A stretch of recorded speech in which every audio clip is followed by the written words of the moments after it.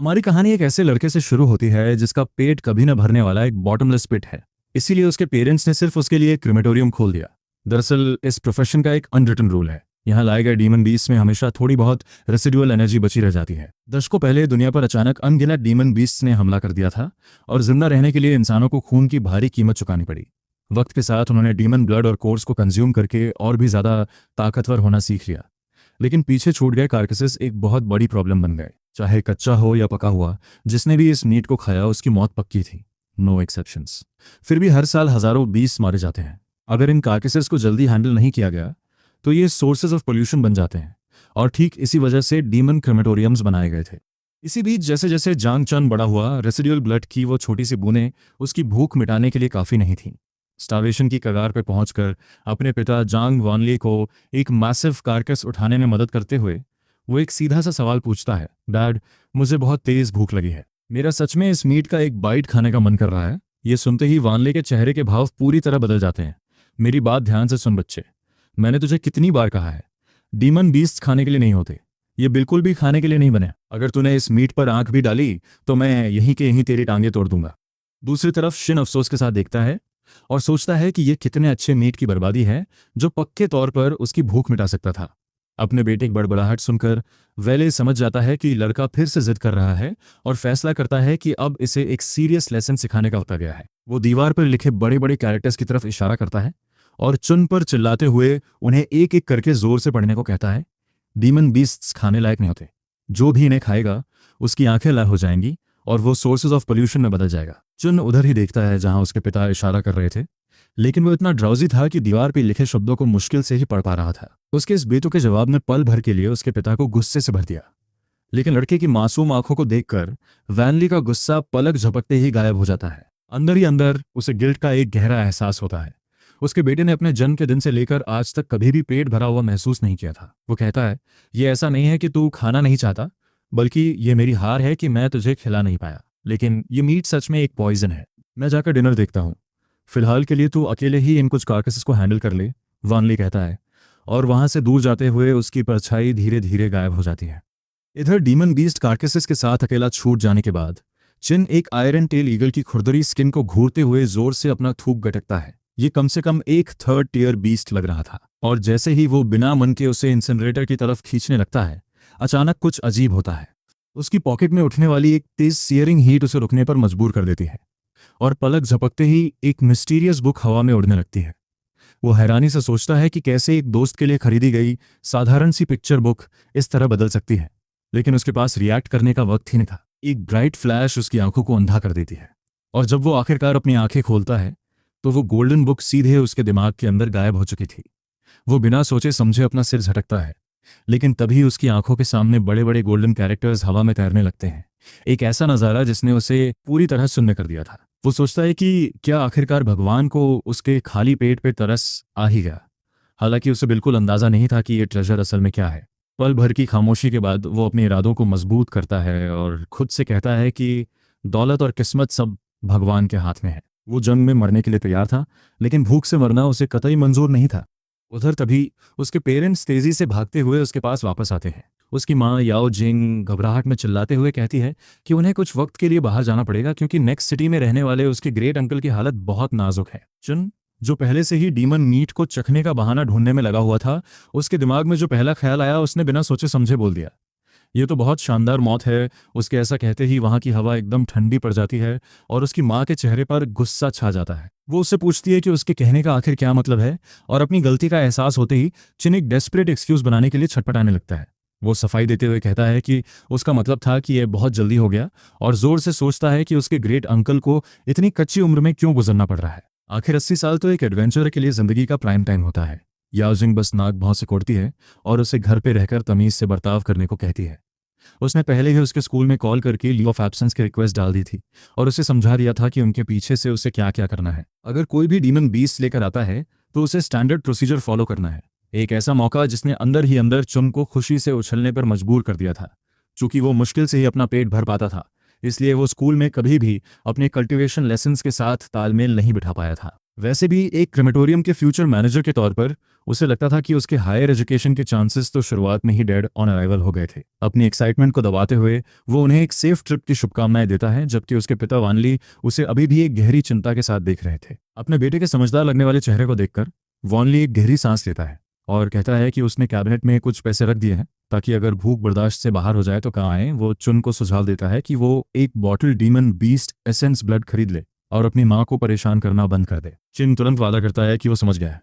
इसी बीच उसके पेरेंट्स के जाने के 1 घंटे बाद हम देखते हैं कि चिन उस आयरन टेल ईगल को पकाने के लिए इंग्रेडिएंट्स इकट्ठा करने के इरादे से एक ट्रेडिशनल मेडिसिन शॉप की तरफ बढ़ रहा है। वो शॉपकीपर अंकल जॉन को उनके स्टॉक की गिरती हुई क्वालिटी को लेकर चढ़ाता है और मजाक में फेक्स बेचने के जुर्म में रिपोर्ट करने की धमकी भी देता है। ओल्ड जॉन हंसते हुए बात टाल देते हैं और दावा करते हैं कि फेक हर्ब्स बेचना वैसे भी ज्यादा आसान है, और दोनों कुछ पल के लिए हल्की फुल्की आइडल बैंटर करते हैं। चुन अपनी शॉपिंग लिस्ट उन्हें थमा देता है, जिस पर ओल्ड जॉन एक सरसरी निगाह डालते हैं और कहते हैं कि इसमें तो बस कुछ इनएक्सपेंसिव ट्राइफल्स ही हैं। वो चुन से खुद ही हर्ब्स निकालने को कहते हैं। बिल सेटल करने के बाद वो नौजवान तेजी से अपने घर की तरफ वापस निकल पड़ता है, लेकिन रास्ते में एक जानी पहचानी शक्ल उसके सामने आ खड़ी होती है, जिसे देखते ही चिन का पूरा शरीर पल भर में तनाव से भर जाता है। आवाज गूंजती है, लिटिल बॉटल इधर आ। वो आवाज उसी निकनेम का इस्तेमाल करती है जो चुन को स्कूल में मिला था। बचपन से ही उसे जिंदा रहने के लिए डीमन बीस्ट एसेंस ब्लड की जरूरत पड़ती थी, लेकिन इसकी कीमत अक्सर उसके परिवार की मामूली हैसियत से बहुत बाहर होती थी। स्कूल के दिनों में उसे अक्सर उन एसेंस बॉटल्स में बची खुची बूंदों को चाटना पड़ता था जो स्कूल की तरफ से स्टूडेंट्स को दी जाती थी। उसके ज्यादातर क्लासमेट्स उन बॉटल्स के बॉटम में बची हुई चंद बूंदों को नीची नजर से देखते थे, लेकिन चुन के लिए वो एक नेसेसिटी थी। वक्त के साथ लिटिल बॉटल और ब्रदर बॉटल वो मॉकिंग टाइटल्स बन गए, जिनका इस्तेमाल करके वे उसे चिढ़ाते थे। सच कहा जाए तो ये थोड़ा क्रूअल था। वापस प्रेजेंट में आते हुए वो पलटता है और एक चापलूसी भरी मुस्कान बिखेरते हुए उस आदमी को अपने बेलवेड प्रिंसिपल के रूप में ग्रीट करता है। लेकिन प्रिंसिपल उसके इस नाटक में फंसने वाले नहीं थे, और वो कहते हैं कि वो खास तौर पर चुन को ढूंढने और उसे एक स्टर्न वार्निंग देने के लिए आए हैं। वो उस लड़के को लॉनलन का इस्तेमाल करके फ्री फूड और ड्रिंक्स ऐंठने से बाज आने को कहते हैं और शिकायत करते हैं कि उसकी इस हरकत से खुद उनकी रेपुटेशन मिट्टी में मिल रही है। अगले 5 मिनट तक प्रिंसिपल का मुंह एक सेकंड के लिए भी बंद नहीं होता और वो एक के बाद एक रिलेंटलेस और हीटेड लेक्चर देना शुरू कर देते हैं।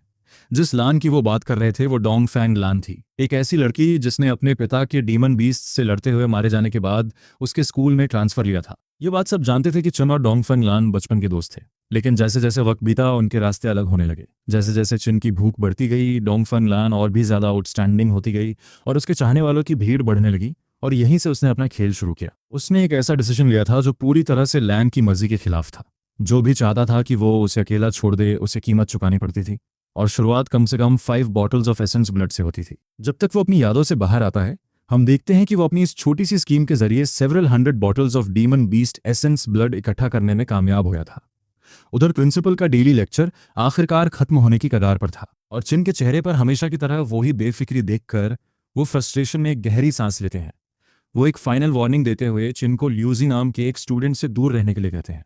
चूंकि वो लड़का एक बहुत ही पावरफुल बैकग्राउंड से आता था, प्रिंसिपल उसे सावधान रहने की चेतावनी देते हैं, वरना ली उसके साथ पूरा हिसाब बराबर कर लेगा। फिर हैरान करते हुए वो चिन के हाथ में एसेंस ब्लड की कुछ और बॉटल्स थमा देते हैं।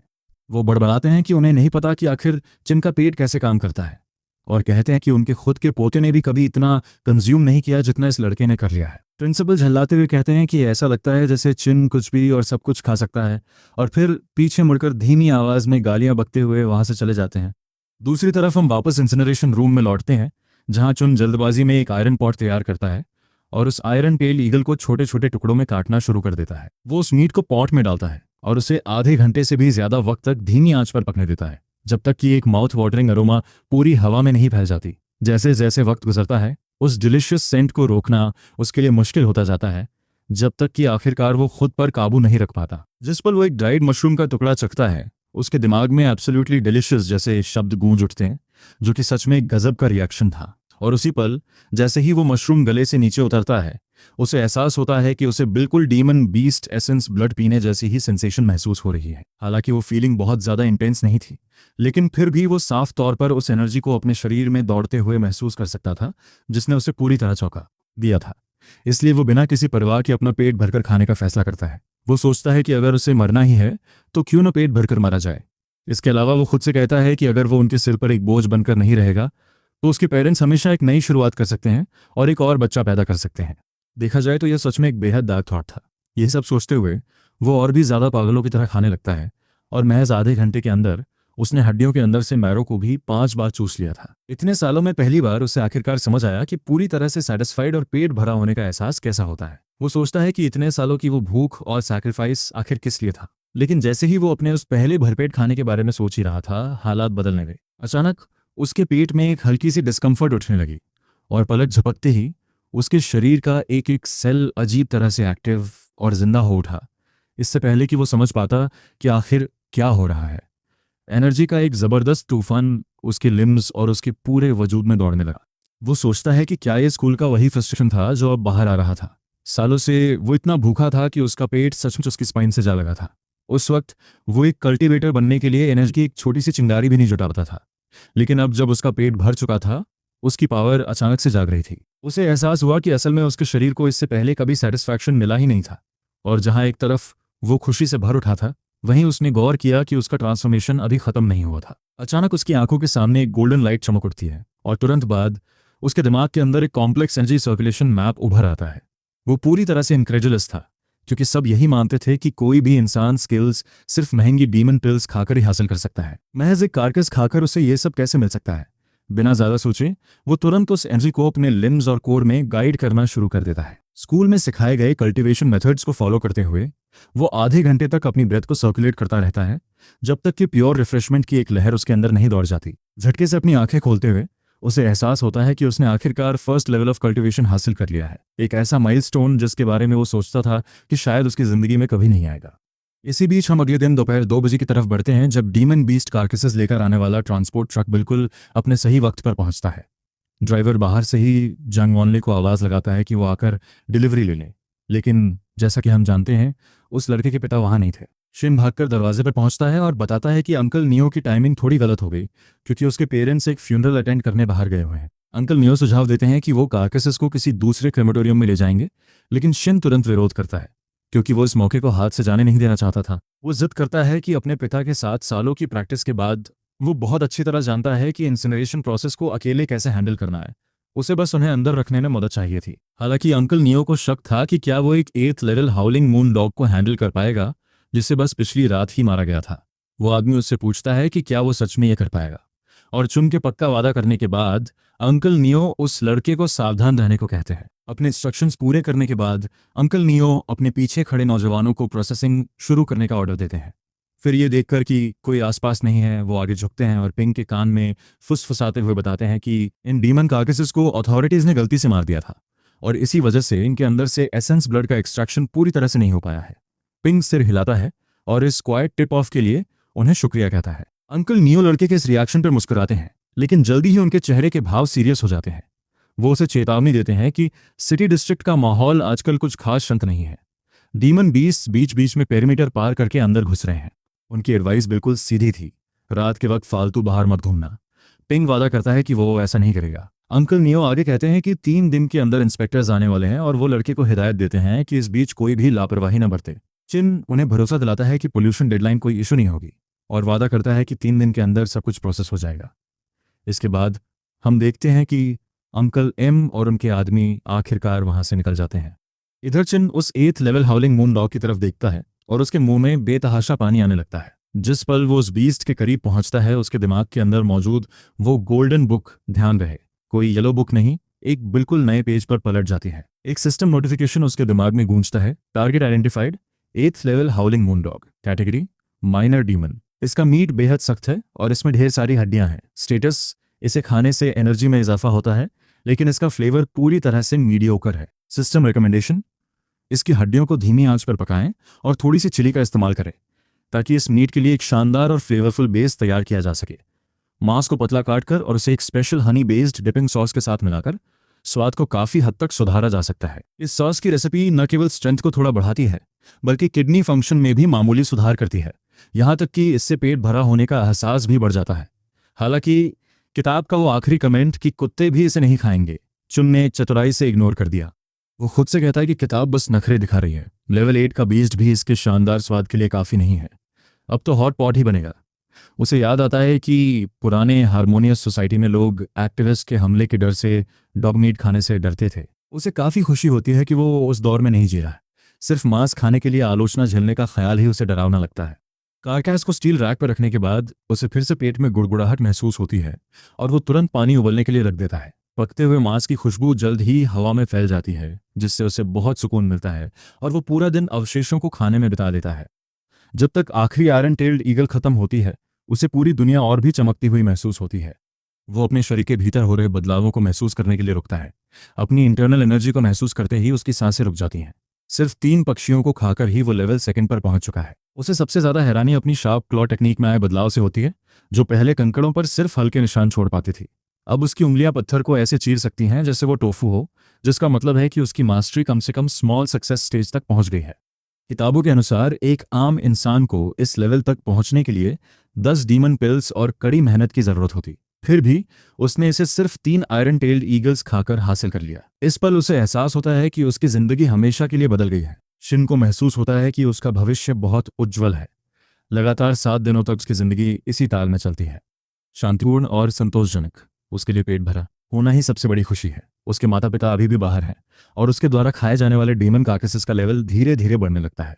उसकी डाइट के साथ साथ उसकी कल्टीवेशन में भी सुधार होता है और सिर्फ 1 हफ्ते में वो एक खौफनाक लेवल 7 पर पहुंच जाता है। सच कहें तो ये एक चौंकाने वाली रफ्तार है। उसकी शार्प क्लॉ टेक्निक अब ग्रैंड सक्सेस स्टेज पर पहुंच चुकी है, जो किसी भी साधारण साधक के लेवल से कहीं ज्यादा है। इस स्टेज पर उसका हुनर अब प्रॉक्सिमिटी रैंक के करीब वाले बीस्ट को भी गंभीर चोट पहुंचा सकता है, भले ही उसकी अपनी कल्टीवेशन अभी उस दायरे में न पहुंची हो। एक रात अपना रोज का डीमन मील खत्म करने के बाद वो गहरी साधना कल्टीवेशन में होता है। तभी अचानक उसे मुख्य द्वार पर हलचल सुनाई देती है। वो अपनी भौहें सिकोड़ता है, ये सोचते हुए कि इतनी रात को कौन आएगा। जब वो लिविंग रूम की ओर बढ़ता है और एक कैबिनेट खोलता है, तो ठीक आधी रात का समय हो रहा होता है। वो एक स्टील ब्लेड बाहर निकालता है, जो उसके पिता की सबसे कीमती चीज है। आम लोग इतनी रात को क्रेमेटोरियम नहीं आते, इसलिए वो अपने जूते पहनता है और सतर्क होकर दरवाजे को देखता है। उसकी नाक फड़कती है। वो एक गहरी सांस लेता है और उसके चेहरे के हाव भाव तुरंत बदल जाते हैं। शहर की दीवारों के अंदर एक डीमन बीस्ट, ये बहुत ही असामान्य है। यहाँ तक कि उपनगरों सबर्ब्स में भी दीवारों के भीतर अचानक किसी डीमन का दिखना कम से कम संदिग्ध तो है ही। कुछ दिन पहले की अंकल नियो की चेतावनियों को याद करते हुए उसे एक बात समझ आती है। क्या क्रीमेटोरियम के पास कोई स्पेशल रिफ्ट हो सकता है? यह विचार ही उसकी रीढ़ में सिहरन पैदा कर देता है। 13 शहर स्पेशल रिफ्ट्स पर सख्त नियंत्रण रखते हैं, खासकर जंगली और अनरजिस्टर्ड वालों पर। उसे बाहर से एक गंध आती है। वहाँ एक बीस्ट है जिसका कल्टीवेशन लेवल लगभग रैंक 5th के आसपास है। यह हाउलिंग मून डॉग खाने से मिली एक नई खूबी है। उसकी ग्रैंड सक्सेस वाली सूंघने की शक्ति 100 मीटर के भीतर खतरे का पता लगा सकती है और ताकत का अंदाजा भी लगा सकती है। उसकी आंखों में अनिश्चितता झलकती है। मन ही मन वो इस बात को लेकर उलझा हुआ है कि इसकी रिपोर्ट सिटी डिफेंस टीम को दे या मामला अपने हाथों में ले ले। अतीत में उसकी पहली प्रवृत्ति मदद के लिए बुलाने की होती, लेकिन अब वो हिचकिचाता है। आखिर अब वो बेबस नहीं है। उसकी नई ताकत से उपजी एक बेचैनी और कातिलाना प्रवृत्ति, किलर इंस्टिंक्ट, उसके भीतर जगती है। आखिर वो शार्प क्लॉ का रैंक 7th मास्टर है। वो सोचता है कि क्या उसे जोखिम उठाना चाहिए। अगर वो सफल हो गया तो इनाम बहुत बड़ा हो सकता है। प्रॉक्सिमिटी रैंक अब उसकी पहुंच के बहुत करीब है। वो अपना फैसला कर लेता है। बहुत ज्यादा ताकतवर होने की शिकायत भला कौन करेगा। वो बाहर इंतजार कर रहे बीस्ट पर अपने हुनर आजमाने का फैसला करता है। स्टील ब्लेड को मजबूती से पकड़कर वो दरवाजा खोलता है। हालांकि जैसे ही वो बीस्ट को देखता है, वो तुरंत अपने प्लान पर दोबारा विचार करता है। उसने स्टील ब्लेड इस्तेमाल करने का सोचा था, लेकिन उसके सामने जो दुश्मन था वो एक चूहा था, एक विशाल जीव जो खुद चिन से छोटा नहीं था। उसके दांत किसी जंगली सुअर की तरह खूंखार थे।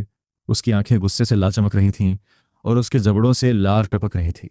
बीस्ट साफ तौर पर भूखा था, लेकिन चिन ने बस एक गहरी सांस ली और मुस्कुराहट के साथ चूहे को आगे आने का इशारा किया। उसने उसे करीब आने के लिए उकसाया और उकसावे में आकर या फिर भूख की वजह से चूहे ने हवा में उसकी ओर छलांग लगा दी।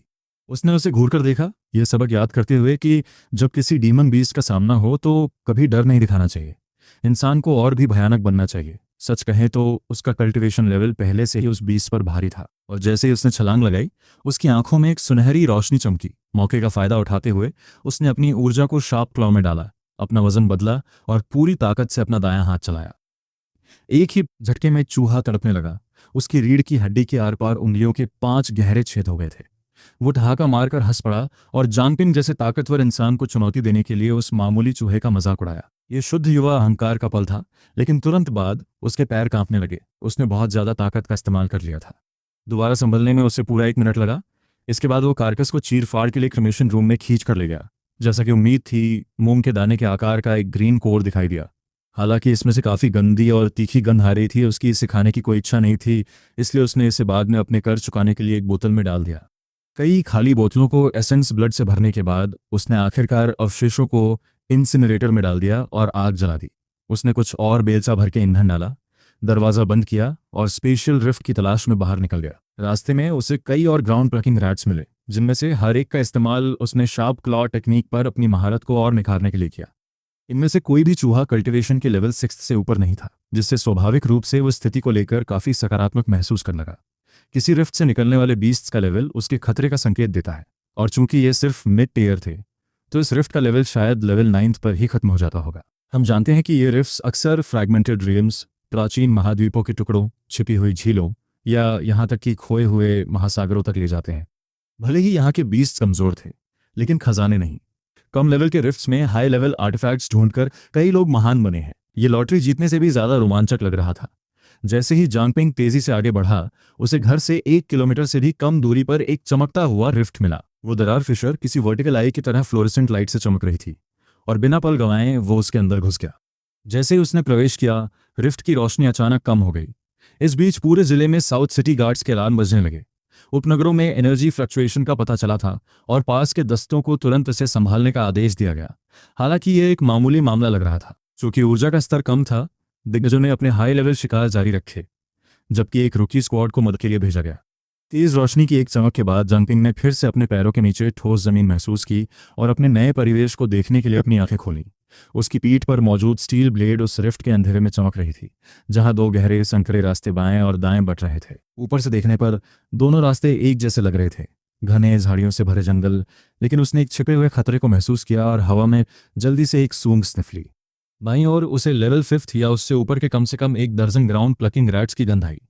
दाईं ओर केवल 7 या 8 थे।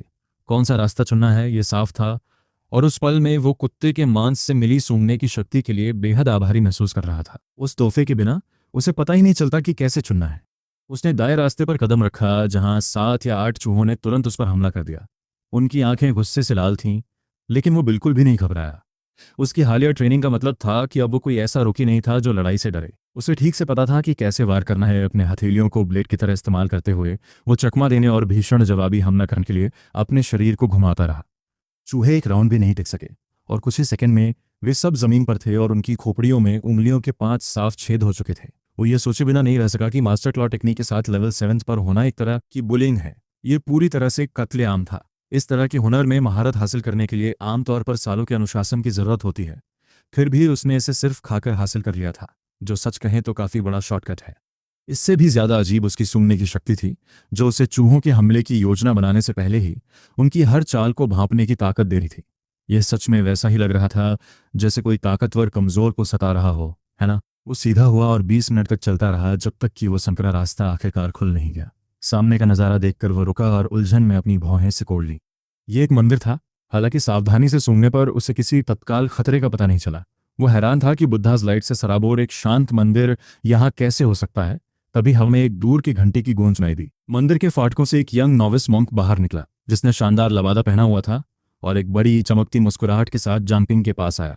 भिक्षु ने उसका गर्मजोशी से स्वागत किया और कहा कि रिफ्ट खुलने के बाद यहाँ आने वाला वो पहला मेहमान है। जांगपिंग पूरी तरह से चकित था। उसे उम्मीद थी कि वो राक्षसों से लड़ेगा, लेकिन यहाँ उसका स्वागत किसी सम्मानित अतिथि की तरह किया जा रहा था। उसे सच में उस भिक्षु से किसी खतरे की गंध नहीं आ रही थी, इसलिए उसने साथ देने का फैसला किया और बताया कि वो बस इत्तेफाक से इस जगह पर आ गया है। जब उसने पूछा कि उन्हें कैसे पता चला कि वो आ रहा है, तो भिक्षु ने बताया कि माउंट 1000 बुद्धास एक सुरक्षा चक्र फॉर्मेशन से सुरक्षित है, जिसने उसके आने का पता लगा लिया था। भिक्षु ने अफसोस जताते हुए कहा कि कई दिनों से उनके फाटकों के बाहर राक्षस उत्पात मचा रहे हैं, जिससे वे तब तक फंसे हुए और बेबस थे जब तक कि जांगपिंग नहीं आ गया। जांगपिंग को इस पर विश्वास करना थोड़ा मुश्किल लगा। अगर पहाड़ इतना शक्तिशाली था तो उसने सोचा कि वे खुद राक्षसों का सफाया क्यों नहीं कर सकते। उसके मन में एक चुभता हुआ सवाल भी था, अगर उनका डिफेंसिव फॉर्मेशन इतना मजबूत था तो वे महज मामूली जानवरों द्वारा अंदर कैसे फंस सकते थे। यहाँ हम उसे यह समझने की कोशिश करते हुए देखते हैं कि यह भिक्षु असल में किस तरह का प्राणी है। जैसे जैसे नौसिखी ने बताया कि फॉर्मेशन कमजोर पड़ रहा है, भिक्षु ने दावा किया कि वे केवल मंदिर परिसर की रक्षा कर पा रहे हैं और उसे अंदर आने का न्योता दिया। जांगपिंग ने सावधानी से सिर हिलाया। चूंकि वो इतनी दूर आ चुका था, वो अब पीछे हटने वाला नहीं था। लेकिन जैसे ही उसने फाटकों के अंदर कदम रखा, उसकी भौहें तन गईं। उसे अचानक खून की एक भारी गंध आई, एक ऐसी गंध जो इतनी तीखी थी कि उसकी सूंघने की महारत से छिप नहीं सकती थी। आंगन में भिक्षु के लबादों में युवकों का एक समूह ध्यान लगाने वाली चटाइयों पर बैठा था। उनकी उपस्थिति शांत लग रही थी।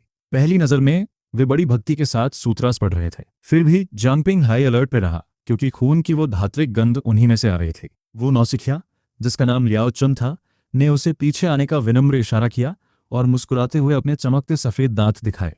जांगपिंग तो डर के मारे लगभग मरने वाला ही था। बाहर की कम रोशनी ने बारीकियों को छुपा दिया था, लेकिन अब जब वे अंदर थे तो सच्चाई साफ दिख रही थी। जैसे ही लियाओ चुन मुस्कुराया, जांगपिंग ने उसके दांतों में फंसे कच्चे मांस के टुकड़े देखे, जिसके साथ ताज़ा खून की एक भारी और घिनौनी बदबू आ रही थी। वो सिर झुकाए उसके पीछे चलता रहा और कुछ ही देर में उसे एक शांत ध्यान कक्ष मेडिटेशन रूम में ले जाया गया, जहां लियाओ चुन मुस्कुराहट के साथ बोला। उस नौसिखिए ने बताया कि उनके मठाधीश एबोट किसी भी आने वाले को मेहमान मानते हैं, खासकर उसे जो इतने कठिन समय में पहाड़ तक पहुंच सके। उसने जांगपिंग से कहा कि जब तक मठाधीश उससे मिलें तब तक वो आराम करे। फिर उसने कहा कि दुनियादारी के आदमी होने के नाते उसे खाने का शौक होगा ही। उसने दावा किया कि एक वाइल्ड चिकन गलती से मंदिर में भटक गया था और कल रात मर गया तो वे अपने गेस्ट के लिए सूप बना रहे थे। जांगपिंग तुरंत अलर्ट हो गया। उसे लगा कि कुछ तो बहुत गड़बड़ है। एक मॉन्क के दांतों में मांस फंसा होना सिर्फ एक टूटे हुए व्रत से कहीं ज्यादा बड़ी बात थी। असली सवाल यह था कि मांस आया कहाँ से, खासकर जब लियाओ चुन ने दावा किया था कि बाहर मॉन्स्टर्स भरे हुए हैं। उसके दिमाग में एक डरावना ख्याल आया।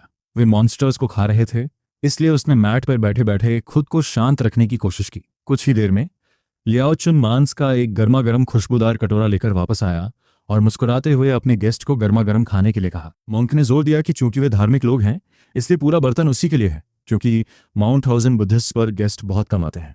कटोरे को घूरते हुए जांगपिंग का दिल जोर जोर से धड़कने लगा। उसे समझ आ गया कि ये मॉन्क्स उसे फंसाने की कोशिश कर रहे हैं। यह चिकन बिल्कुल नहीं था। यह साफ तौर पर आयरन टेल्ड ईगल का मांस था, एक ऐसी चीज जिसके बारे में वो अच्छी तरह जानता था कि ये इंसान को मॉन्स्टर बना सकती है। अगर उसने इसे खाया तो वह 3 दिनों के भीतर एक करप्टेड बीइंग बन जाएगा। और अचानक पहेली के सारे टुकड़े आपस में जुड़ गए। ये मॉन्क्स असल में मॉन्स्टर्स को खा रहे थे। वे पागल थे, और अगर उन्होंने कंट्रोल खो दिया तो वे जीते जागते डिजास्टर बन जाएंगे। ये देखकर कि जंपिंग हिला नहीं है, लियाओ चुन उसे गौर से देखने लगा और धीमी आवाज में पूछा कि वो खा क्यों नहीं रहा है। उसे लगा कि कहीं खाना उसकी पसंद का तो नहीं है। हालांकि अब उसकी मुस्कान अजीब लग रही थी। जांपिंग ने अपना डर दिखाने की हिम्मत नहीं की। उसने जबरदस्ती हंसते हुए मॉन्क से कहा कि बात स्वाद की नहीं है, बल्कि खाना बनाने का तरीका ही गलत है। लियाओ चुन का चेहरा सख्त हो गया और उसने पूछा कि उसका क्या मतलब है, और माहौल ठंडा पड़ गया। ये मॉन्क कम से कम 9th हेवन रेल्म पर था। अपने डर को दबाते हुए जांगपिंग ने इशारा किया कि मॉन्क्स को मांस ठीक से पकाना नहीं आता होगा और उन्हें अपना हुनर दिखाने का ऑफर दिया। उसने सूप लिया और बाहर निकल गया। मॉन्क हैरानी में सुन्न रह गया और खतरनाक ऑरा धीरे धीरे कम होने लगा। लियाओ चुन उसकी कला देखने के लिए मान गया और जल्द ही वे किचन में थे, जहां आयरन टेल्ड ईगल का एक बर्तन उबल रहा था। जांगपिंग ने मन ही मन अपनी किस्मत को कोसा, फिर पोलाइटली मास्टर लियाओ चुन से बाहर जाने को कहा ताकि वो अपनी सीक्रेट रेसिपी तैयार कर सके। मॉन्क मुस्कुराया और चला गया, और दरवाजा बंद होते ही जांगपिंग ने उस खराब मांस को दोबारा पकाने के लिए अपनी मेडिसिनल हर्ब्स निकाली। उसके पास कुछ तरकीबें थीं, और जैसे ही एक लाजवाब खुशबू आने की, उसने मास्टर लियाओ चुन को टेस्ट करने के लिए दरवाजा खोला। जांगपिंग ने मॉन्क को एक बाइट ऑफर की, लेकिन लियाओ चुन ने मना कर दिया और कहा कि वे मांस नहीं खा सकते, और गेस्ट को अकेले एंजॉय करने के लिए कहा। और इस तरह भूखा होने का नाटक करते हुए उसने मॉन्क की पैनी नजर के सामने ही डटकर खाना शुरू कर दिया। आधे घंटे बाद खाना खत्म हो गया। पूरा आयरन टेल्ड ईगल, सूप और हड्डियां सब उसके पेट में समा गए, जिससे लियाओ चुन के चेहरे पर एक संतुष्ट मुस्कान आ गई और वह उसे वापस छोड़ाया। अगली सुबह तड़के जांगपिंग ने दरवाजा खोला तो देखा कि लियाओ चुन हाथ में एक और आयरन टेल्ड ईगल पकड़े खड़ा था। चमकते चेहरे के साथ मॉन्क ने कहा कि कितनी अच्छी किस्मत है कि एक और जंगली चिकन मंदिर में मरा हुआ मिला। यकीनन ये गेस्ट के अच्छे नसीब का संकेत है। जांगपिंग की आंखें फटी की फटी रह गईं। एक आयरन टेल्ड ईगल का खुद गिरकर मर जाना नामुमकिन था, लेकिन उसने बस मुस्कुराने का नाटक किया और इसे एक लकी इत्तेफाक बताया। उसने खुद खाना पकाने के पुराने रूटीन को फॉलो करने का सुझाव दिया। हालांकि लियाओ चुन मुस्कुराते हुए सिर हिलाया, पर उस एक्सप्रेशन ने उसकी रीढ़ में सहरन पैदा कर दी। जल्द ही किचन से मांस कटने की आवाज गूंजने लगी, और जैसे जैसे मॉन्क्स अपने सूत्रास पढ़ रहे थे, उन सबके चेहरों पर वही अजीब सी मुस्कान थी। ऐसा लगा जैसे किस्मत ने तय कर लिया है कि उसे एक बार फिर वो प्रोसेस्ड आयरन टेल्ड ईगल खा ही होगा। एक ऐसा काम जिसे उसने भारी मन से किया। इस 3rd ईयर मॉन्स्टर से ज्यादा कल्टीवेशन नहीं मिली, और मंदिर की बढ़ती अजीबोगरीब हरकतों को महसूस करते हुए उसने फैसला किया कि अब जाने का समय आ गया है, या कम से कम उसे ऐसी उम्मीद थी। लेकिन इससे पहले कि वह कुछ बोल पाता, लियाओ चुन एक अटल आवाज में आया और ऐलान किया कि एबट आखिरकार फ्री हैं और वे हैंडसम यंग गेस्ट से मिलना चाहते हैं। जांगपिंग अपने बहार को पी गया और जबरदस्ती मुस्कुराया, ये महसूस करते हुए कि मोंक के पीछे जाने के अलावा कोई चारा नहीं है। उसने दावा किया कि वो लंबे समय से बौद्ध शिक्षाओं का प्रशंसक रहा है, जबकि वो नोट कर रहा था कि ये मॉन्क 7th या 8th हेवन रेल्म पर थे, लड़ने के लिए बहुत ज़्यादा ताकतवर। उसने एक ज़रूरी नियम समझा, जब तक वो उनकी सीमाओं को पार नहीं करता वो फिलहाल सुरक्षित रह सकता है। मिसाल के तौर पर मॉन्स्टर मीट को मना करना सीधे मौत का रास्ता था। उसने गौर किया था कि जब भी वह हिचकिचाता, लियाओ चन की आंखें कैसे बदल जाती थीं। उसे स्पेशल रिफ्ट्स के बारे में मिले सबक याद आए। कुछ पराई दुनिया थी, कुछ टुकड़े और कुछ एक इन्फिनिट लूप में फंसी हुई सीन्स थीं। ये जगह बाद वाली जैसी लग रही थी, एक डरावना चक्र जहां ये मंक्स शायद एंशिएंट सोल्स या समय के प्रोजेक्शंस के अलावा कुछ नहीं थे। अपनी नर्व्स को शांत करने के लिए गहरी सांस लेते हुए उसने आखिरकार जवाब पाने की उम्मीद में मेडिटेशन रूम का दरवाज़ा खटखटाया। नहाने की आवाज़ रुक गई और बर्फ जैसे सफ़ेद बालों और कमज़ोर शरीर वाले एक बूढ़े मॉन्क ने उसे एक कोमल जानती हुई मुस्कान के साथ देखा। एबट ने पूछा कि क्या वह वही जवान है जो पिछली रात आया था, और जांगपिंग ने शांत दिखने की पूरी कोशिश करते हुए सिर हिलाया। एबट ने उसे बैठने का इशारा किया, लेकिन जैसे ही बूढ़ा आदमी बोला, जांगपिंग की आंखें सिकुड़ गईं। उसने देखा कि मॉन्क के दांतों के बीच अभी भी मांस के टुकड़े फंसे हुए थे। ऐसा लगा जैसे पूरा 1000 बुढ़ा माउंटेन एक दिखावा था। खून की तेज महक उसकी नाक से टकराई और उसे उल्टी रोकने के लिए लड़ना पड़ा। जब पूछा गया कि उसे यह पहाड़ कैसा लगा, तो जंगपिंग ने एक परफेक्ट मुस्कान दी और जवाब दिया कि सब कुछ बहुत बढ़िया है। उसने खाने और खूबसूरत नज़ारों की तारीफ की और कहा कि बाहर की मॉन्स्टर इन्फेस्टेड दुनिया के मुकाबले ये जगह यकीनन एक पैराडाइस है। पैराडाइस का जिक्र सुनकर एबट की आंखों में हैरानी की एक झलक दिखी और उसने इस बात पर एक धीमी सूखी हंसी। चूंकि उसे ये इतना अच्छा लगा, एबट ने सुझाव दिया कि शायद हमारे यंग गेस्ट को बस हमेशा के लिए यहीं 1000 बुद्धा माउंटेन पर रुक जाना चाहिए। उसने डींग मारी कि भले ही मंदिर का पतन हो गया है, लेकिन उनकी एंशिएंट हेरिटेज बहुत गहरी है और उनकी सीक्रेट टेक्निक्स बेशुमार हैं। जब पूछा गया कि वह कौन सी तकनीक सीखना चाहता है, तो जांगपिंग की आंखें फटी रह गईं। असली परफॉर्मेंस आखिरकार अब शुरू हो रही थी। उसे अपनी टेक्स्ट बुक से याद आया कि ये रिफ्ट्स अक्सर इसी तरह काम करते हैं। इन शक्तियों के झांसा देकर अनजाने लोगों को फंसाने के साथ उसने तर्क दिया कि अगर वे सच में इतने ताकतवर होते तो वे मॉन्स्टर्स द्वारा खत्म नहीं किए जाते और हमेशा के लिए इस चक्र को नहीं दोहराते। ये लोग जिंदा हो सकते थे या शायद लंबे समय से मरे हुए, ये बताना नामुमकिन था। लेकिन बूढ़े मॉन्क को हराने के लिए उसे एक प्लान की जरूरत थी। एक पल सोचने के बाद वह रुकने के लिए तैयार हो गया, यह महसूस करते हुए कि ये लोकेशन ड्रिफ्ट के कोऑर्डिनेट्स को फिक्स करने की चाबी हो सकती है। चाहे वह इस खोज की रिपोर्ट करे या इसे अपने पास रखे, ये एक फॉर्चून था। हालांकि उसने दावा किया कि वह इतनी आसानी से कमिट नहीं कर सकता। उसने सुझाव दिया कि अगर एबट उसे मंदिर का इतिहास जानने के लिए लाइब्रेरी पवेलियन जाने की अनुमति दें, तो वह खुद को ज्यादा सहज महसूस कर सकता है। बूढ़ा मंक पूरी तरह से दंग रह गया। इन सभी सालों में ये पहला ऐसा गेस्ट था जिसने ऐसी अजीब फरमाइश की थी। आमतौर पर लोग या तो मना कर देते थे और पीट पीट कर मार दिए जाते थे, या सीक्रेट टेक्निक्स के नाम पर उनकी आंखों में लालच चमक उठता था। लेकिन ये पहली बार था जब कोई पहले मंदिर को इवैल्यूएट करना चाहता था। और एक पल के लिए एबट का दिमाग समझ ही नहीं पाया कि क्या हो रहा है। जंगपिंग मॉन्क के चेहरे के हाव भाव पर करीब से नजर रखता रहा और ये देखकर कि उसने अभी तक मर्यादा पार नहीं की है, वो और भी खुलकर बोला। उसने कैजुअली जिक्र किया कि म्यूचुअल सिलेक्शन चीजें करने का आधुनिक तरीका है, और एक लंबी खामोशी के बाद एबट ने धीरे से सिर हिलाया। बूढ़ा मंक आखिरकार मान गया और दोहराया कि यह स्वीकार्य है, और इस तरह गेम का अगला फेज शुरू हुआ। एबट ने उसे रोकने का मन बना लिया था, इसलिए उसने सिर हिलाया और लियाओ चुन को रास्ता दिखाने को कहा। बूढ़े मॉन्क को जाहिर तौर पे समझने के लिए समय चाहिए था कि क्या हो रहा है, कि जंपिंग मन ही मन हंस रहा था कि उसे कितनी आसानी से बेवकूफ़ बना दिया गया। सच कहूं तो एबट की अक्ल कम लग रही थी। वह बुरी तरह से पाखंडी था और अपने दिखावे से चिपका हुआ था। इस मॉन्स्टर वाली हालत में भी जंपिंग जानता था कि अगर मॉन्क ने उसे अभी नहीं खाया तो लियाओ चन ही शायद पहले हमला करेगा। वह लियाओ चन को संभाल सकता था, लेकिन उसकी जरूरत नहीं थी। मंदिर का इनविटेशन साफ तौर पे उसे फंसाने के लिए एक जाल था। इस पल में कई चीजें साफ हो गईं। उनके साथ जुड़ने का मतलब था आंगन में उन दिमागहीन मंत्र जपने वाले मॉन्क्स में से एक बन जाना। उसे शक था कि 1000 बुद्धा माउंटेन इसी तरह लोगों को बचाता है। आपको फायदे तो मिलते हैं, लेकिन इसमें एक डार्क पैराडॉक्स शामिल है। एक बार जब आप जुड़ जाते हैं तो छोड़ने की कीमत बहुत ज्यादा होती है। इसलिए जंपिंग ने चालाकी से काम लिया। वह शामिल होगा, लेकिन सिर्फ एवेल्युएशन के बाद। यह पूरी तरह से वाजिब रिक्वेस्ट थी। और जल्द ही हम उसे एक छोटी 3 मंजिला इमारत की ओर लियाओ चन के पीछे जाते देखते हैं। लियाओ चन ने समझाया कि यहीं सीक्रेट टेक्निक्स रखी जाती हैं। अब उसका लहजा बहुत दोस्ताना था, क्योंकि वह जंपिंग को अपनों में से एक समझने लगा था। उसने पहला नियम बताया तीसरी मंजिल से केवल एक ही तकनीक चुनी जा सकती है और लालच पूरी तरह वर्जित है। जांगपिंग ने सिर हिलाया और दूसरा नियम सुना। उसे 4 घंटे के भीतर बाहर आना होगा और फिर भारी दरवाजे खुल गए। अंदर हम अलमारियों को स्क्रोल से भरा देखते हैं। ये देखकर हैरानी हुई कि थाउजेंड बुद्धा माउंटेन के पास इतनी सारी तकनीकें थीं। सच तो यह है कि उसे इन अल्टीमेट आर्ट्स की कोई परवाह नहीं थी। उसके स्कूल की गाइडेंस टेक्निक्स इस रिफ्ट की किसी भी चीज़ से कहीं बेहतर थीं। यहाँ तक कि एक सीक्रेट टेक्निक भी उसके लिए बेकार थी, क्योंकि मॉडर्न रास्ता मास्टर कोर्स को इस्तेमाल करने के ज़्यादा असरदार तरीके पर केंद्रित है। कौशल हासिल करने का यह सबसे सरल और मजबूत तरीका था, जबकि इन पुराने मैनुअल्स को सालों की थकाऊ पढ़ाई की ज़रूरत होती थी। एक मॉन्स्टर कोर तुरंत ताकत देता है, और इससे भी महत्वपूर्ण बात यह है कि मॉडर्न विरासत व्यवस्थित और अच्छी तरह से डॉक्यूमेंटेड थी। वह इतना पागल नहीं था कि एक साबित किए हुए रास्ते को छोड़कर किसी ऐसी भूतिया तकनीक को अपना ले जो बिना किसी मदद के उल्टा असर कर सकती है। वह यह सब इसलिए जानता था क्योंकि वह एक मेहनती स्टूडेंट रहा था, जिसे खासकर अजीब कहानियों से भरे कल्टिवेटर क्रॉनिकल्स पढ़ना पसंद था।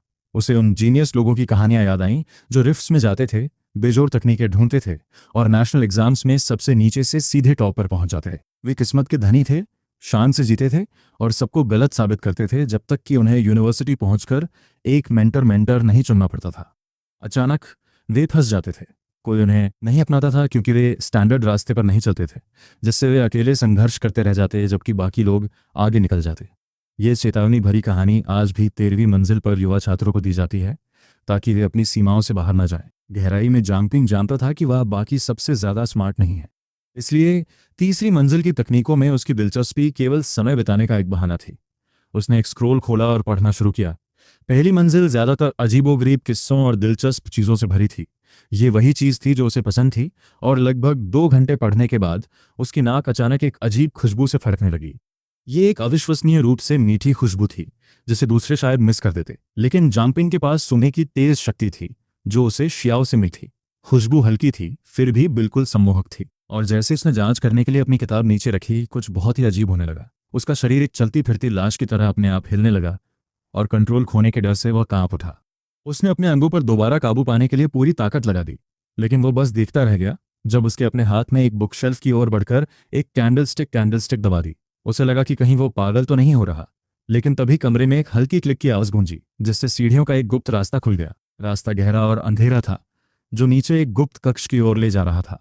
एक मोमबत्ती उठाकर उसने महसूस किया कि उसकी मर्जी के खिलाफ उसके पैर उसे नीचे ले जा रहे हैं। उसका दिमाग विरोध में चीख रहा था, लेकिन उसका शरीर नहीं सुन रहा था, और काफी देर तक चलने के बाद उसके पीछे का रास्ता एक भारी आवाज के साथ गायब हो गया। अचानक उसने अपने शरीर पर फिर से नियंत्रण पा लिया और घबराहट में चारों ओर देखते हुए चिल्लाया कि आखिर ये सब कौन कर रहा है। केवल हवा की आवाज ने उसे जवाब दिया, जो धुंध की तरह घूम रही थी, और सच कहूं तो यह बहुत सुकून देने वाला जवाब नहीं था। तभी एक आवाज गूंजी, एक महिला की आवाज, अविश्वसनीय रूप से आकर्षक और मोहक, पुकारती हुई, जांग लैंग, प्लीज आकर मुझे बचाओ। चौंक कर उसने अपनी मोमबत्ती ऊपर उठाई। उसका दिल उसकी पसलियों पर जोर जोर से धड़क रहा था। जब उसने उस पुकार के स्रोत को ढूंढना शुरू किया, वहां कोई औरत नहीं दिख रही थी, पर उसके सामने एक क्रिस्टल कॉफिन रखा था, जिससे बहुत ताकतवर स्पिरिचुअल एनर्जी निकल रही थी। ये समझकर कि डरने से कोई फायदा नहीं होगा, वो कॉफिन के पास गया, और जो उसने अंदर देखा उसे देखकर उसकी सांसें थम गई। अंदर एक बेहद खूबसूरत औरत लेटी थी, जिसने एक चटक लाल रंग का वेडिंग रोब पहना था। उसकी कमर इतनी पतली थी कि जैसे एक हाथ में आ जाए। लेटे हुए भी उसका फिगर बहुत स्ट्राइकिंग था, होंठ खून जैसे लाल और कॉम्प्लेक्शन ढलते सूरज की चमक जैसा। जांगपिंग ने अपनी आंखें मली। उसे एक पल के लिए लगा कि उसकी नजरें नरम पड़ गई हैं और वो उसे खामोश सेडक्टिव प्ली भेज रही है। तभी वो आवाज़ फिर आई, हल्की और नाजुक, जो उससे गिड़गिड़ाकर कह रही थी कि वो बुद्धिस्ट सील हटा दे और उसे आज़ाद कर दे ताकि वो साथ रह सकें। उसे महसूस हुआ कि वो अपना कंट्रोल फिर से खो रहा है। जैसे ही उसका हाथ क्रिस्टल लिड पर लगे सुनहरे बुद्धिस्ट सील की तरफ बढ़ा, अपने अंदर वो अपनी पूरी ताकत से लड़ रहा था, क्योंकि उसे यकीन था कि ये औरत तबाही की निशानी, ओमेन ऑफ एब्सोल्यूट डिजास्टर है। ये साफ था कि उसे उकसाना बहुत खतरनाक होगा, और वैसे भी ये माउंट शनुआ था, एक पवित्र बुद्धिस्ट ग्राउंड। अगर यहाँ किसी बॉडी को सील किया गया था तो उसे छोड़ने का मतलब पक्का उसकी मौत होती। तभी उसे एक तेज खुरचने स्क्रैचिंग की आवाज़ सुनाई दी। रगड़ की उस आवाज़ ने उसके दिल की धड़कन बढ़ा दी। उसने खुद से वादा किया कि वो स्पेशल रिफ्ट्स के साथ दोबारा कभी ऐसी लापरवाही नहीं करेगा। अचानक उसकी आंखों के सामने अंधेरा छा गया और वो बेहोश हो गया, और जब उसकी आंख खुली तो वो अपने कमरे में था। लियाओचन वहाँ एक फिक्रमंद चेहरे के साथ खड़ी थी और पूछ रही थी कि उसे क्या हुआ था, जो कि एक बहुत अच्छा सवाल था। उसकी आवाज़ सुनकर उसे एक अजीब सा सुकून मिला, और उसने सावधानी से उससे पूछा कि हुआ क्या था। लियोइन मुस्कुराई और कहा कि शायद वो लाइब्रेरी में 2 घंटे से ज़्यादा बिना बाहर आए रुकने की वजह से मैलनरिश्ड हो गया है। उसने बताया कि जब वो अंदर गई तो उसने उसे बेहोश पाया, पर उसने उसे यकीन दिलाया कि थोड़े वाइल्ड चिकन सूप से वो बिल्कुल ठीक हो जाएगा। उसने मन ही मन खुद को कोसा, ये जानते हुए कि अगर वो एक आम आदमी होता तो उसकी ये देखभाल ही उसका अंत कर देती। अपने डर को किनारे रखते हुए उसने पूछा कि क्या कुछ और भी हुआ था, पर लियोइन उसे बस हैरानी से देखने लगी। वो खामोश रहा और सूप को सूंघा, ये कंफर्म करने के लिए कि ये वही पॉट है जो उसने खुद बनाया था। तब जाकर उसने उसे खाने की हिम्मत की। उसे सच में बहुत भूख लगी थी, इसलिए उसने अपनी भारी सोच को किनारे किया और खाना शुरू किया। जहां लियाओ चेन की मुस्कान और गहरी होती गई, शायद उसके बेहोश होने की वजह से पुराने मॉन्क ने उसे दोबारा नहीं बुलाया, और लियाओ चान ने भी सीक्रेट टेक्निक्स का जिक्र करना बंद कर दिया।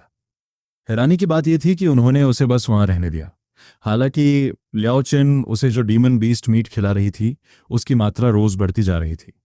अगले दिन वो एक 7th tyre iron tailed eagle था जिसने उसकी पावर क्लॉ टेक्निक को सीधे परफेक्शन के लेवल पर पहुंचा दिया। तीसरे दिन तक वो उसे 9th tier iron tailed eagles खिला रहे थे, जिससे उसे एक और पावरफुल स्किल मिली। ईगल आई, एक ऑक्सिलरी एबिलिटी, और ईगल की शिकार करने की कामयाबी का राज अब उसकी थी। जहां उसकी अपनी कल्टीवेशन बढ़ने लगी, वो 7th टीयर से सीधे 9th तक पहुंच गया। आखिरकार दिन में 3 ईगल्स खाने के बाद प्रोग्रेस होना तो लाजमी था। हालांकि हर खाने के साथ जंपिंग का दिल भारी होता जा रहा था, क्योंकि जितने आयरन टेल्ड ईगल्स उसने खाए थे वो संख्या उसे डरावनी लग रही थी। हम देखते हैं कि पूरे मंदिर में एक अजीब सी बेचैनी फैलने लगी है, जो नंगी आंखों से भी देखी जा सकती थी। यहाँ तक कि लियाओ चेन की नज़रें भी बदल गई थीं, और जब वो उस रात अपने कमरे में अपनी स्किल्स की प्रैक्टिस कर रहा था, उसे खतरे का एहसास हुआ। वो जानता था कि ब्रेक थ्रू करना ही खुद को सुरक्षित रखने का इकलौता तरीका है। हालांकि उसे ये जानकर तसल्ली थी कि ये रिफ्ट स्पिरिट रेल्म से आगे नहीं बढ़ेगा। 9th टीयर पर उसने सोचा कि अगर ज़रूरत पड़ी तो वो लड़कर बाहर निकल सकता है। इस बीच पुराने मॉन्क के कमरे में रोशनी मध्यम थी। मोमबत्ती की लौ लड़खड़ा रही थी जब एक भारी आवाज ने पूछा कि उस लड़के का अभी तक डिमोनिक ट्रांसफॉर्मेशन क्यों नहीं हुआ। लियोइन जमीन पर घुटनों के बल बैठी थी और एबट को यकीन दिला रही थी कि उसने खुद उसे डीमन बीस्ट के शवों कार्केसेस को खाते हुए देखा है, और फिर भी किसी वजह से उसमें बदलने के कोई लक्षण नहीं दिख रहे थे।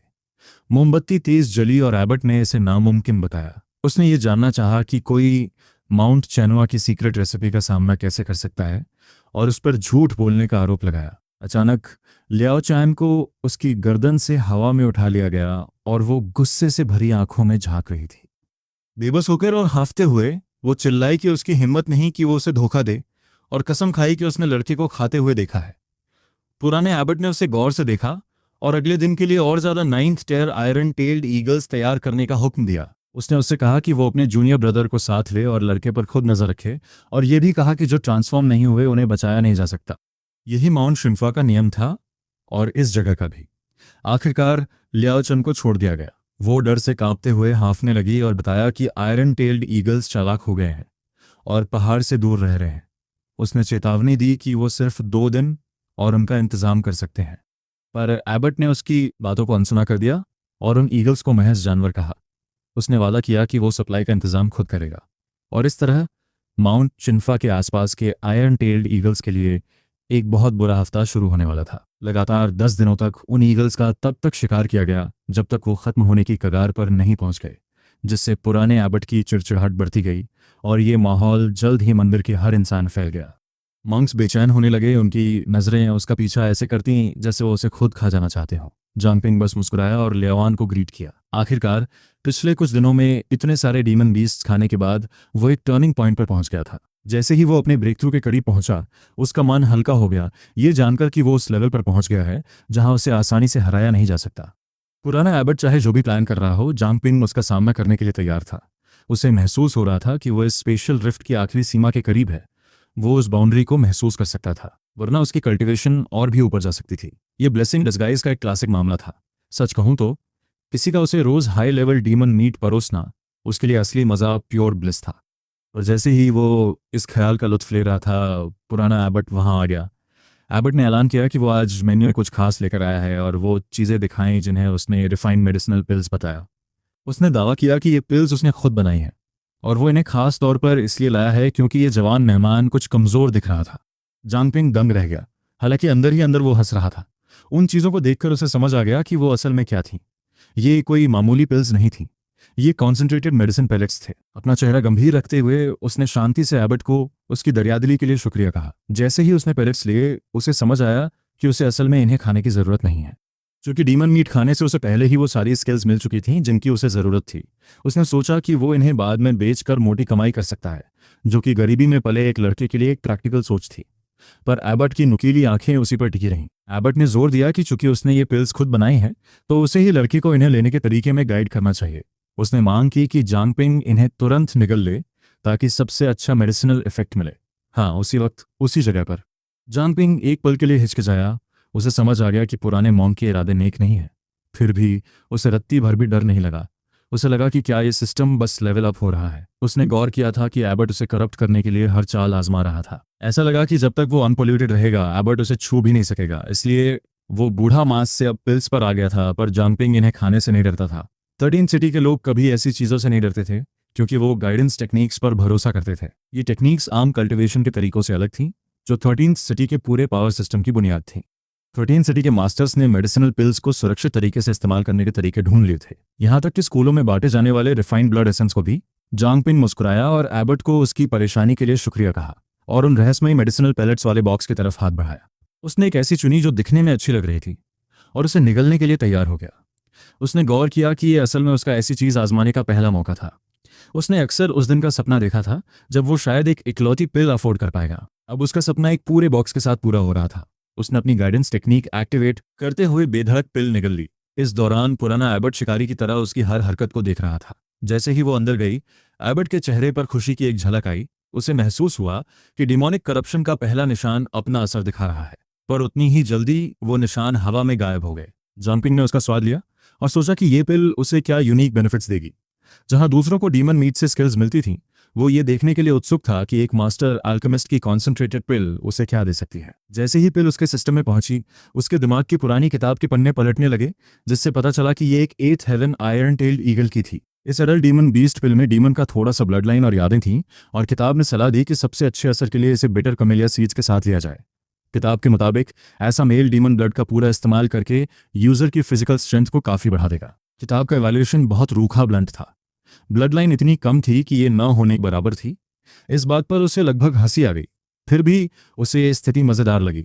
उसे पता चला कि उसके लिए पिल्स खाना उतना ही असरदार था जितना कि मांस खाना। अगर वो किताब की खास रेसिपीज को फॉलो करे, तो वो शरीर के खास हिस्सों को मजबूत बना सकता था, जैसे ईगल के क्लॉज, आंखें या पंख। चूंकि वो एक इंसान था और उसके पंख नहीं थे, उसने उस हिस्से को इग्नोर किया और इस पर ध्यान दिया कि क्लॉज और आंखें उसके शरीर में कैसे काम करेंगी। असल में आयरन टेल्ड ईगल पिल खाकर वो अपने हाथों को मजबूत और अपनी नज़र को एक आम इंसान से कहीं ज़्यादा तेज कर सकता था। ये उसकी पकड़ को बहुत घातक बना देता। हालांकि उसे थोड़ा अफसोस हुआ कि उसके पास असर बढ़ाने के लिए सही इंग्रेडिएंट्स नहीं थे। पुराना एबट उसे पूरी तरह से हक्का बक्का होकर घूरने लगा। उसने गौर किया कि लड़का असल में निराश दिख रहा था, जैसे उसे और भी चाहिए हो। मॉन्क गुस्से से भर गया। उसे समझ आ गया कि कुछ तो बहुत गलत है। उसने फैसला किया कि उसे कुदरत के इस करिश्मे फ्रीक ऑफ नेचर को किसी भी कीमत पर खत्म करना होगा। और उसके इस तरह हैरान होने के लिए उसे दोष भी कौन दे सकता था। एक लड़का जो इतना डीमन मीट और पिल्स खाता है और फिर भी करप्शन का एक भी निशान नहीं दिखता, वो वाकई में एक फ्रीक ही है। गहराई में एबट के अंदर उत्साह की एक चिंगारी जगी, और उसने सोचा कि क्या वो इस लड़के पर रिसर्च करके माउंट चिनुआ के इन रहस्यों को खोल सकता है। माउंट शिन्फुआ इतने समय तक सिर्फ एक ही फॉर्मूला के भरोसे बचा रहा, जिसने आखिरकार होने वाले डिमोनिक करप्शन को बस कुछ समय के लिए टाल दिया था। जांगपिंग को देखते हुए पुराने एबट को ऐसा लगा जैसे उसे कोई अनमोल खजाना मिल गया हो। हालांकि जैसे ही उसने अपना वार करने की तैयारी की, उसके दिमाग में खतरे का एक एहसास हुआ। डर के बजाय उसे एक्साइटमेंट महसूस हुई, क्योंकि उस चेतावनी ने लड़के की भारी कीमत को कंफर्म कर दिया था। जैसे ही शाम ढली, जांगपिंग को लगा कि वो काफी समय रुक चुका है और अब जाने का वक्त आ गया है। फिर भी उसे बाहर निकलने का कोई रास्ता नहीं मिल रहा था। पहाड़ से नीचे जाने का रास्ता कब का गायब हो चुका था, जिससे वो बिस्तर पर करवटें बदलता रहा। उसे एक पल के लिए भी चैन नहीं मिला। अचानक पास आते कदमों की आवाज ने खामोशी तोड़ी, और उसके बाद मोंक लियाओचिन की आवाज आई, बेनिफैक्टर, एबट ने आपको बुलाया है। जांगपिंग का दिल बैठ गया। उसने पूरे दिन एबट के चेहरे पर कुछ गलत महसूस किया था, और वो जानता था कि यह आधी रात का बुलावा किसी दोस्ताना बातचीत के लिए नहीं है। उसने अचानक अपना दायां हाथ हिलाया, अपनी ग्रैंड मास्टर लेवल स्ट्रेंथ की ताकत को महसूस किया, जिससे उसे जरूरी सुरक्षा का एहसास मिला। उसकी grand master level skill, spirit tranquillity, उसका आखिरी तुरुप का पत्ता अल्टीमेट ट्रम्प कार्ड थी, जैसे ही उसने अपने दरवाजे के बाहर जो भी था उसका सामना करने की तैयारी की, पर जैसे ही उसने दरवाजा खोला, एक स्टाफ तेजी से उसके सिर की तरफ आया। ये एक जानलेवा हमला, विशेष एम्बुश था। उसने तुरंत अपनी पावर क्लॉ एक्टिवेट की। उसने एक हाथ से स्टाफ को पकड़ लिया और उसे बिल्कुल थाम दिया, जिससे लियाओ चांद सदमे से सुन्न रह गया। जैसे ही जांगपिंग उसे देखकर मुस्कुराया, उसने शांति से पूछा कि क्या हो रहा है। जहां लियाओ चैन का चेहरा गहरा लल पड़ गया, जैसे ही उसके साथी मॉन्क्स सायों से बाहर आने लगे। उनके चेहरे नफरत से बिगड़े हुए थे और उनकी आंखें एक बेतहाशा खूनी प्यास से भरी थीं, डिमोनिक करप्शन की वो साफ महक। लियाओ चुन पागलों की तरह हंसा और उन्हें लड़के को जिंदा पकड़ने का हुक्म दिया ताकि एबट उन सबको इनाम में मेडिसिनल सूप दे। जंगपिंग ने ठंडी आह भरी, ये समझकर कि उन्होंने उसे वाकई में एक आसान शिकार समझ लिया है, और उसका साया धुंधला गया जैसे ही उसकी उंगलियां सफ़ेद पड़ने लगीं। अपनी पावर क्लॉ और स्पिरिट ट्रैंक्विलिटी के साथ इन लो लेवल मॉन्क से निपटना आसान से भी ज़्यादा था। सच कहूँ तो ये उसके लिए कोई चुनौती ही नहीं थी। महज 30 सेकंड्स में लड़ाई की आवाज़ें अचानक थम गईं और लियाओन की हंसी खौफ के एक नकाब में बदल गई। जांगपिंग ने अपने नाखूनों से टपकते खून को देखा और हल्की मुस्कान के साथ कहा कि उसकी ये अनचाही ताकत असल में उन्हीं की पिल्स की वजह से है। ये जानते हुए कि विलियम अक्सर बहुत ज़्यादा बात करने की वजह से मरते हैं, उसने अपनी हथेली मॉन्क के सिर में दे मारी, जिससे 5 छेद हो गए और वो रात के अंधेरे में देखने लगा। उसने धीरे से पूछा कि क्या एबट खुद सामने आने का इरादा रखते हैं। तभी रात में एक गुस्से भरी दहाड़ गूंजी। जहां वो शांति से खड़ा रहा और बूढ़े को पास आते देखा, उसने मुस्कुराते हुए गौर किया कि गालियां तो कोई भी दे सकता है, पर एबर्ट में साफ तौर पर पहले हमला करने की हिम्मत नहीं थी, वरना उसने अपने चेलों को मरने के लिए क्यों भेजा होता। उनकी अजीब आंखों को देखकर उसे समझ आया कि ये वो कीमत थी जो उन्होंने चुकाई थी। जैसे ही एबर्ट की अपनी आंखें गुस्से से लाल हुईं, जांगपिंग और भी तेज हंसा और कहा कि चूंकि उन दोनों के पास स्पिरिट ट्रैंक्विलिटी है, तो शायद लड़ाई के बजाय एक सौदा ट्रेड करना बेहतर होगा। उसने बूढ़े की जान बख्शने के बदले बाहर निकलने का रास्ता मांगा, पर एबर्ट ने सिर्फ एक ठंडी मजाक उड़ाने वाली हंसी के साथ जवाब दिया। एबर्ट ने उसे नादान कहा और समझाया कि अगर उसे यहाँ से जाने का रास्ता पता होता तो वो यहाँ सड़ नहीं रहा होता। उसने माना कि वो निजी तौर पे लड़के को नुकसान नहीं पहुंचा सकता क्योंकि जंगपिंग अभी तक डीमन से करप्ट नहीं हुआ था, पर वो उसे जाने भी नहीं देगा। एक जंगली हंसी के साथ एबर्ट ने ऐलान किया कि लड़का उसके साथ यहीं रहेगा जब तक उसके सारे राज बाहर नहीं आ जाते। जंगपिंग को झुंझलाहट हुई और उसने पूछा कि क्या वाकई में कोई रास्ता नहीं है। तब उसे पता चला कि पहाड़ के आरे अंदर आने तो देती है, पर बाहर जाने का रास्ता नहीं है। जब उसने पूछा कि आयरन टेल ईगल जैसे जानवर कहाँ से आए, तो एबर्ट ने बताया कि वो उन्हें खुद पाल रहा था, यहाँ तक कि चेले भी फंसे हुए थे। जिंदा रहने के लिए उन्हें डीमन बीस्ट खाने पड़ते थे, जो करप्शन का सामना किए बिना मौत की सजा के बराबर था। एबर्ट, जिसे यकीन था कि लड़का फंस चुका है, उसने समझाया कि उसका सीक्रेट फॉर्मूला ही इकलौती चीज थी जो उस पागलपन को टाल रही थी। ये बिल्कुल वैसा ही था जैसा जांगपिंग को शक था, हालांकि हकीकत कहीं ज्यादा भयानक थी।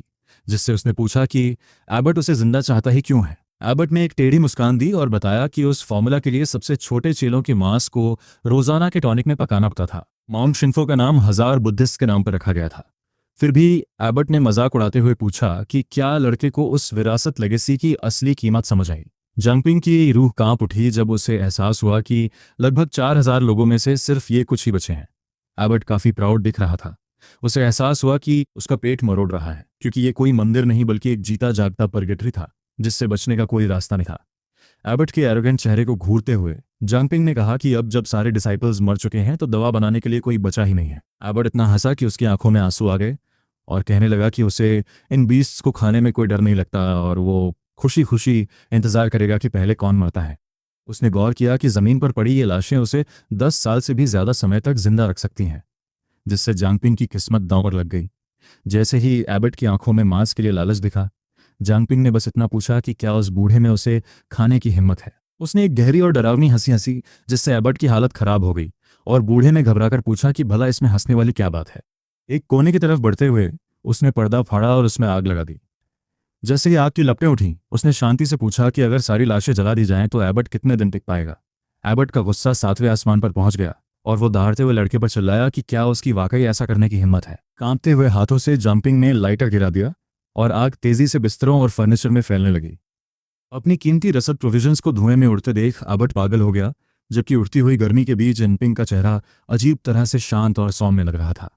बूढ़ा गुस्से में चिल्लाता रहा और लड़के से पूछा कि क्या वो मौत मांग रहा है, पर जंपिंग ने बस अपने हाथ फैला दिए। एकदम मासूम बनते हुए उसने बूढ़े मंक से कहा कि उसका हाथ बस फिसल गया था।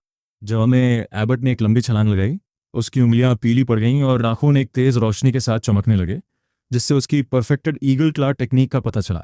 जांगपिंग की सांसें थम गईं। उसने सोचा कि इस लेवल तक पहुंचने के लिए किसी को कितनी गोलियां खानी पड़ी होंगी, लेकिन जांगपिंग डगमगाया नहीं। आखिर वो वही जुझारू फाइटर था जो वो हमेशा से था। जैसे ही बूढ़े मॉन्क ने हमला किया, जांगपिंग ने हाथ को चकमा दिया और बाईं ओर खिसक गया। उसने गौर किया कि बूढ़ा ताकतवर तो है, लेकिन उसकी स्पीड कम है। उसने एबट का हाथ पकड़ लिया, लेकिन उसकी बनावट घिनौनी और नरम थी। जब चमड़ी उसके हाथ में निकल आई तो जांगपिंग का जी मिचलाने लगा। उसके नीचे अनगिनत पुस्ट्यूल्स थे, जो किसी बायोलॉजिकल डरावने सपने जैसे लग रहे थे। एबट अपने खून से सने दांतों के साथ मुस्कुराया। मोंक को लड़के की बात समझ नहीं आई, लेकिन उसने समझाया कि डीमन बीस्ट को जन्म देने के लिए पहले खुद बीस्ट बनना पड़ता है। उसने शीखी बघारी कि इसी हाथ ने अनगिनत आयरन टेल्ड ईगल्स को मारा है, और जांगपिंग से कहा कि वो खुशनसीब है जो अगला शिकार बनने जा रहा है, जो कि जाहिर तौर पर बस उसकी अपनी सोच थी। जांगपिंग ने मंक की किस्मत वाली बात को कोसा। तभी एबट ने नरक में जाने और दूसरों को बचाने के बारे में एक बुद्धिस्ट कहावत सुनाई। एबट का हाथ तेज धारदार पंजों में बदल गया, और वो बिना रुके इतनी तेजी से हमला करने लगा कि बचने की कोई जगह नहीं बची। जांगपिंग को उन ईगल क्लॉज का सीधा सामना करने के लिए मजबूर होना पड़ा। उसने महसूस किया कि खुशनसीबी से इस हालत में बूढ़े का सिर्फ एक ही हाथ काम कर रहा था। एक स्टाइलिश स्लाइड के साथ उसने बूढ़े मंक के हमले को चकमा दिया। उस पल उसे एहसास हुआ कि बूढ़े की कमजोरी के बारे में उसका शक सही था। एबट एक अनफिनिश्ड प्रोडक्ट था। जैसे ही बूढ़े का बैलेंस बिगड़ा, जंगपिंग तुरंत उस पर झपटा और एक जोरदार वार किया। जांगपिंग ने एबट की बाईं टांग पर हमला किया, और जैसे ही हड्डी टूटी, बूढ़ा हक्का बक्का रह गया। उसे यकीन नहीं हो रहा था कि सालों की आयरन आर्म कल्टीवेशन उसका साथ छोड़ गई। जल्द ही उसकी दाईं टांग का भी वही हाल हुआ, और वो अधमरा हो गया। जांगपिंग कमर पर हाथ रखकर खड़ा हो गया और अपनी चालाकी पर गर्व महसूस करने लगा। उसने बूढ़े मॉन्क को ताना मारा कि अब वो सारा घमंड कहाँ गया, जबकि एबट बदहवास से बैठा था, मानो दर्द का एहसास भी भूल गया हो। इससे पहले कि मॉन्क एक लफ्ज भी कह पाता, जांगपिंग का हाथ नीचे आया और उसकी आंखें हमेशा के लिए बंद हो गईं, लाश पर खून के 5 निशान छोड़ते हुए। आखिरकार जब वो बूढ़ा भूत मर गया तो उसने राहत की लंबी सांस ली। हालांकि ऊपर से वो शांत दिख रहा था, लेकिन उसका दिल ढोल की तरह धड़क रहा था। आखिर ये पहली बार था जब उसने किसी की जान ली थी, और एड्रेनलिन कम होने के बाद ही उसे एबट की शक्तियों में कुछ अजीब सा लगा। बूढ़े का स्पिरिचुअल रेल्म बहुत ही असंतुलित था। पूरी लड़ाई के दौरान उसने ज़्यादा ची का इस्तेमाल नहीं किया था, जिससे जांगपिंग सोचने लगा कि क्या मॉन्क को पता ही नहीं था कि इसे कैसे इस्तेमाल करना है। उसने ज़्यादा सोचना छोड़ दिया, क्योंकि मंदिर उसके चारों ओर जल रहा था और लपटों ने आसमान को रोशन कर दिया था। हालांकि उसे इस स्थिति पर थोड़ा पछतावा भी हो रहा था। हमने देखा कि वो थोड़ा निराश था कि उसे इस रिफ्ट में कोई लेजेंडरी ट्रेजर नहीं मिला। कहानियों की तरह नहीं, जहां हीरोज को जादुई खजाना मिल जाता है। उसने आ भरी और महसूस किया कि शायद वो थोड़ा लालची हो रहा था। अगर एबट को पता चलता तो शायद वो खून की उल्टियां करता, ये सोचकर कि उसने लड़के को ढूंढने में कितनी मेहनत की थी। मॉन्क ने उन आयरन टेल्ड ईगल्स का शिकार खास तौर पर उसे खिलाने और उसका स्पिरिचुअल लेवल बढ़ाने के लिए किया था। फिर भी जांगपिंग को लग रहा था कि ये काफी नहीं था। उसने अपने जले हुए बालों की कुछ लटों को धीरे से फूंका, और ये पक्का करने के बाद कि उसका लुक अभी भी ठीक है, वो बेमन से जलते हुए खंडहरों से बाहर निकल गया। उसने खामोशी से 1000 बुद्धा माउंटेन और बूढ़े मॉन्क को विदाई दी, और सब कुछ होने के बावजूद उसे एक अजीब सा दुख महसूस हुआ। दुनिया वाकई बहुत अजीब जगह है, उसने सोचा, और आखिरकार उसे रिफ्ट का चमकता हुआ दरवाजा मिल गया, और वो बाहर निकलने के लिए रोशनी की ओर बढ़ गया। अचानक रेडियो की आवाज़ें गूंजने लगी, क्योंकि एक रुकी स्क्वाड ने ऐलान किया कि वे तय लोकेशन पर पहुंच चुके हैं। जांगपिंग का दिल जोर से धड़का, और वो तुरंत लंबी घास में छिप गया, क्योंकि सिटी डिफेंस टीम के लोग अपनी स्टैंडर्ड गियर में वहां आ पहुंचे थे। 13 सिटीज अपनी रफ्तार के लिए मशहूर तो थीं, लेकिन इस बार टाइमिंग गलत हो गई थी। ये साफ तौर पर एक टाइम रिफ्ट था। टेक्स्ट बुक्स के मुताबिक टाइम रिफ्ट्स बहुत खतरनाक होते हैं, क्योंकि आप अंदर चाहे जितने भी समय तक रहें, आप ठीक उसी पल वापस आते हैं जब आप बाहर निकले थे। अंदर 10 साल की कल्टीवेशन, बाहर का सिर्फ 1 सेकंड हो सकता है। ऐसा रिफ्ट 80 मिलियन में बिक सकता है, जो किसी भी इंसान का सोशल स्टेटस हमेशा के लिए बदल सकता है। बड़े खानदान अक्सर इन्हें खरीदते हैं ताकि वे स्पेस को स्टेबलाइज कर सकें और अपने जीनियसेस के लिए समय की रफ्तार बढ़ा सकें। देखते ही देखते जांगपिंग को लगा कि दांव बढ़ रहे हैं। जितना ज़्यादा जांगपिंग ने इसके बारे में सोचा, उसका दिल उतना ही दुखा। उसने एक बहुत बड़ी दौलत खो दी थी, और उसे पता था कि ये इनाम उसके लिए संभालना बहुत मुश्किल था। हमने उसे बेबसी से देखा जब रुकी स्क्वाड उस रिफ्ट की ओर बढ़ी। 1 कदम, 2 कदम उन्होंने अंदर जाने के लिए पैर उठाए ही थे कि अचानक रिफ्ट की रोशनी हवा में गायब हो गई। जांगपिंग झटके में चिल्लाने ही वाला था जब हाई लेवल एक्सपर्ट्स का वो ग्रुप मिट्टी में मुंह के बल गिरने से बचा। पूरी टीम उलझन में थी, और एक महिला मेंबर ने कैप्टन से पूछा कि क्या वे वाकई अंदर गए थे या नहीं। कैप्टन भी उतना ही हैरान था, हालांकि उन्हें नियम रटे हुए थे। ये पहली बार था जब उन्हें अपनी ही आंखों पर शक हुआ। एक रिफ्ट अपने आप कैसे गायब हो सकता है, जैसे वो लुका छिपी खेल रहा हो। सच कहूं तो ये उनकी पूरी पढ़ाई के खिलाफ था। लंबी घास में छिपे जंपिंग की हंसी नहीं रुक रही थी। वो अपना मुंह दबाए बैठा था ताकि इस पागलपन पर आवाज़ ना निकल जाए। गाइस, अगर तुम एनिमे और मनहवा फैंस हो और डेली फन क्विजेज में पार्टिसिपेट करना चाहते हो तो डिस्क्रिप्शन में दिए गए टेलीग्राम ग्रुप को ज्वाइन कर लो। वहाँ डेली एनिमे और मनहवा क्विज होते हैं और जो सबसे पहले करेक्ट आंसर देता है उसे कैश रिवॉर्ड्स भी मिलते हैं। साथ ही तुम अपने ओपिनियंस, रिकमेंडेशंस और थ्योरीज दूसरे एनिमे फैंस के साथ डिस्कस भी कर सकते हो। लिंक डिस्क्रिप्शन है।